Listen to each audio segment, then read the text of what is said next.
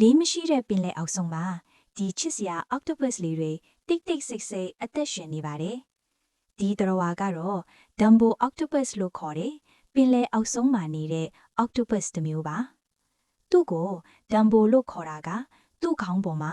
နားလိုပုံစံရှိတဲ့ fins နှစ်ဖက်ရှိပြီးကာတွန်းဇာတ်ကောင် Dumbo နဲ့ဆင်တူနေလို့ဖြစ်ပါတယ်။ဒါပေမဲ့ဒီတော်ဝါကချစ်စရာတဲ့မကပါဘူး။ကဘာပေါ်မှာရှိတဲ့အနက်ဆုံးပင်လယ်တွေထဲမှာအများဆုံးနေထိုင်နိုင်တဲ့ octopus မျိုးလေးဖြစ်ပါတယ်။သူတို့ကို3000မီတာကနေ9000မီတာအောက်လုံးဝအလင်းမရတဲ့အရန်ဖိအားကြီးတဲ့ deep sea ထဲမှာပဲတွေ့နိုင်တယ်။အဲ့ဒီနေရာမှာတခြားသတ္တဝါတွေတောင်အသက်ရှင်ဖို့ခက်ခဲတဲ့အချိန်မှာ Dumbo octopus နေတွေကတော့တိတ်တိတ်ဆိတ်ဆိတ်ရေထဲမှာလှိုင်းလိုပဲနားနှစ်ဖက်ကိုလှုပ်ပြီးတကောင်နဲ့တွာလာနေတတ်တယ်။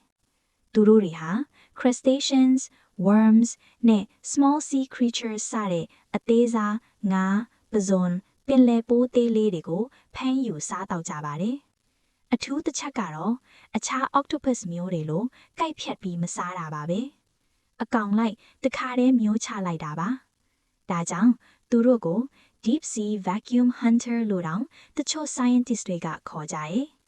အံ့ဩစရာအနေနဲ့ Dumbo octopus က